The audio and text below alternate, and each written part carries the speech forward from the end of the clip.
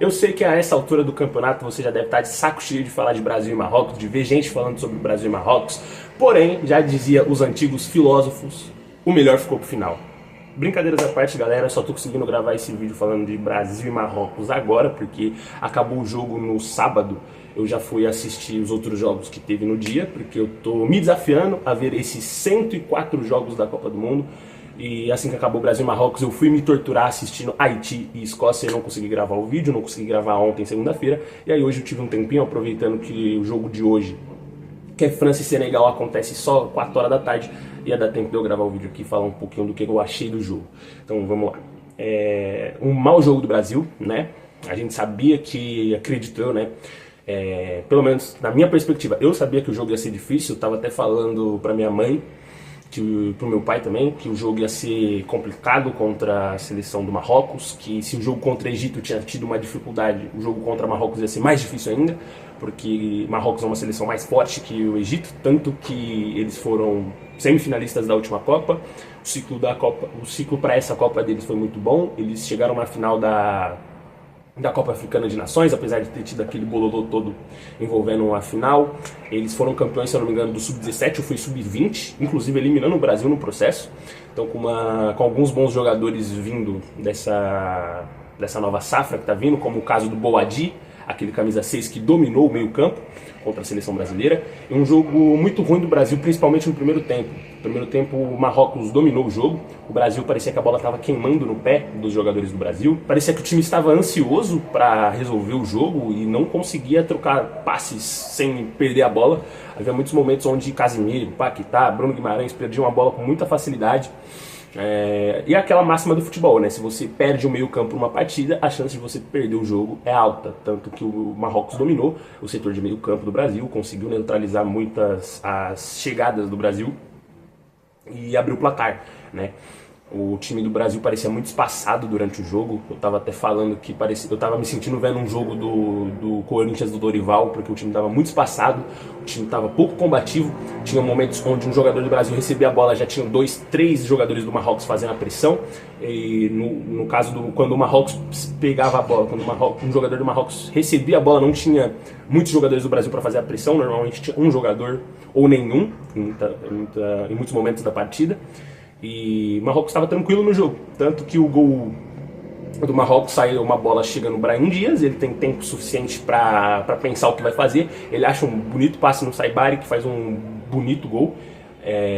Tenho certeza que já teve gente culpando o Alisson pelo gol. Eu não acho tanta culpa do Alisson assim, eu acho que ele não teve tanta culpa nesse gol do Marrocos. Ele ia ficar cara a cara com o Saibari, e ali o goleiro, quando fica cara a cara, tem duas opções: ou você espera o cara chutar, e provavelmente vai ser gol, porque ele pode chutar em qualquer canto, ou você sai, né? O Alisson poderia ter saído melhor, acho que poderia ter saído melhor, mas não vejo o gol como uma culpa totalmente dele. Eu acho que o gol foi uma culpa do time num todo, porque quando o Brahim Dias recebe a bola, ninguém vai pressionar nele, ninguém faz a pressão para gerar uma perda da posse de bola, ninguém vai tentar recuperar a bola. E quando o Brasil vai tentar fazer essa pressão, o Brahim Dias vai totalmente desorganizado, gerando espaço nas costas da zaga e deixando o Saibari cara a cara. Assim que sai o gol do Marrocos, o Brasil tenta já empatar, o Brasil começa a tomar mais protagonismo no jogo, tanto que sai o gol do Vinícius Júnior, um golaço do Vinícius Júnior.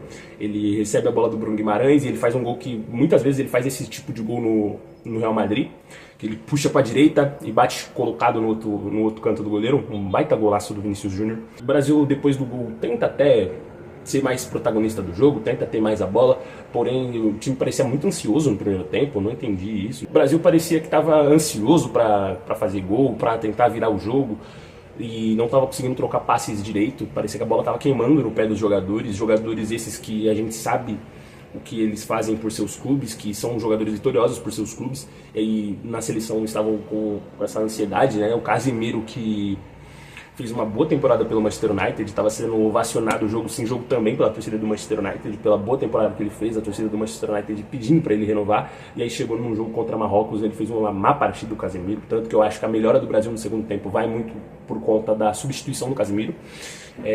Rafinha também, longe de ser o Rafinha do Barcelona, ele é um jogador importante para a pressão, né? Para fazer aquela pressão, para ajudar a marcação.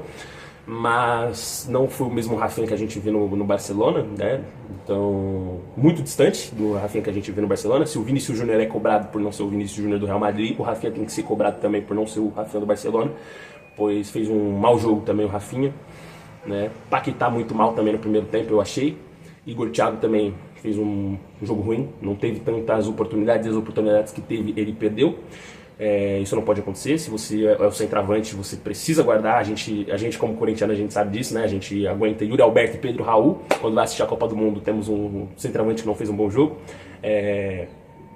O centroavante tá ali para quando vem a bola, ele fazer o gol. Pelo menos na minha análise, é assim que funciona o centroavante. O centroavante tem que estar ali para te dar uma garantia de que você vai fazer gol. Se a bola vem, ele tem que fazer. Só que o Igor Thiago, na chance que ele teve no primeiro tempo, a chance mais clara, assim, ele erra o movimento da cabeçada, a bola passa, ele erra o tempo de bola, estilo Pedro Raul, né? E não entendi por que o Endrick não entrou, hein, Ancelotti. Não entendi por que o Endrick não entrou. Eu preferia que o Endrick tivesse entrado no jogo. Acho que ele poderia ter feito algum gol, mas ele não entrou. E aí no segundo tempo o Brasil volta com 2 substituições, né? Acho que por conta do amarelo do Casemiro e do amarelo do Ibañez, que também não fez um bom jogo. Entrou o Danilo, lateral direito, e o Fabinho. O Fabinho fez um baita jogo. Pra mim, vendo a partida que o Fabinho fez contra Marrocos, eu acho que ele tem que ser o titular já no próximo jogo. Ele melhorou o meio de campo do Brasil, ele estava mais combativo que o Casemiro, estava conseguindo de fato chegar na marcação, estava conseguindo chegar junto nos jogadores do Marrocos. Parecia que o Casemiro estava lento, e quando o Fabinho entra, isso muda, tanto que a melhora que o Paquetá teve no segundo tempo talvez tenha sido por isso, porque com o Casemiro saindo, o Paquetá fica menos sobrecarregado, talvez foi por isso, né? E o Danilo fez um jogo ok também, fez um jogo ok, né? Não teve muito do que se reclamar do Danilo. E aí depois o Ancelotti tentando mudar a partida, ele faz mais algumas alterações, ele põe o Luiz Henrique na ponta direita, ele passa o Rafinha para como se fosse um segundo atacante, aí o time fica com o Luiz Henrique na direita, o Rafinha como um centroavante, o Vini na esquerda, aí ele põe o Matheus Cunha fazendo esse falso 9 que o Matheus Cunha faz, que ele baixa para ser um dos meias. Acho que foram essas as substituições. Ele também coloca o Danilo no lugar do Bruno Guimarães. Porém, o time do Brasil não consegue fazer o gol. No fim do jogo tem algumas chances. O Rafinha tem uma chance que eu não entendi por que ele não chutou. Ao invés dele chutar, ele podia ter a finalização. Ele prefere voltar e tocar, né? Ele teve uma finalização também que ele chuta fraco, apesar dele ter pegado de perna esquerda. E de novo, né, o Rafinha não sendo muito diferente do Rafinha do Barcelona. E eu não sei o porquê, não sei se é por conta da posição, não sei se é por conta do estilo de jogo do Ancelotti, se o Ancelotti não sabe usar o Rafinha do mesmo jeito que o Flick sabe.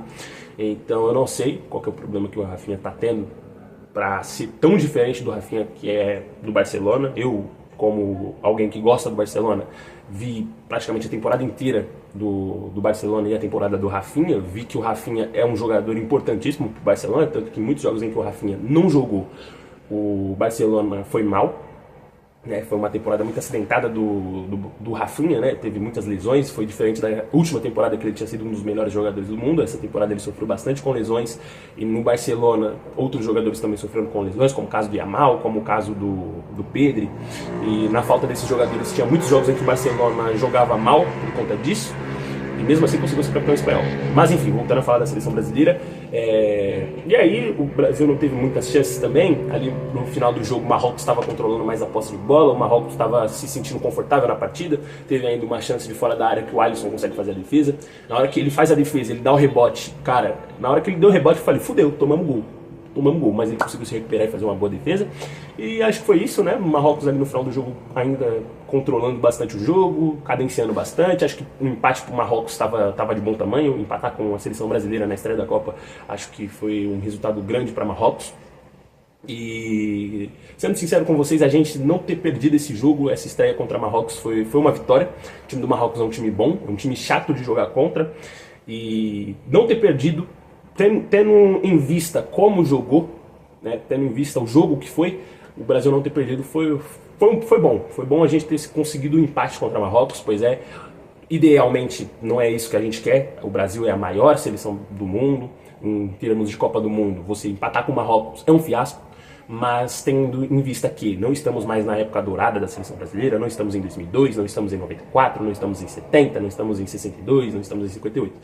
A gente está numa era em que a seleção brasileira não está muito bem, a gente, querendo ou não, a gente teve um ciclo muito acidentado para essa Copa do Mundo, né? Diferentes trocas de técnico, teve troca de presidente. O Ancelotti chegou no fim das eliminatórias, basicamente ele não teve muito tempo para desenvolver um time. Tanto que eu acho que o Brasil pode chegar mais forte para a Copa de 2030 do que nessa. Tanto que eu acho um acerto ter renovado já com o Ancelotti para 2030, porque aí ele vai ter tempo para desenvolver um ciclo, para escolher seus jogadores, para ter uma ideia de jogo bem pré-definida. E, bem, foi um bom resultado ter empatado com o Marrocos. O Marrocos é o adversário mais chato que a gente ia enfrentar, em teoria, ia ser o adversário mais complicado, né? E agora, o próximo jogo é sexta-feira, contra o Haiti. Creio eu que não vai ser um jogo tão difícil, eu espero, apesar de eu ter assistido o jogo da Haiti e Escócia e o Haiti ter me surpreendido, porque eu achei que ia ser um amasso da Escócia, mas não, o Haiti fez um jogo duro para cima da Escócia. Eu não sei se é porque a Escócia é muito ruim ou se é porque o Haiti teve méritos nisso. E depois encerra a fase de grupos contra a Escócia. Eu acho que o Brasil vai passar, não sei se o Brasil passa em primeiro, mas a gente tem que lembrar que nessa Copa do Mundo passam 3 equipes, né? Passa o primeiro e o segundo, e os melhores terceiros colocados também se classificam.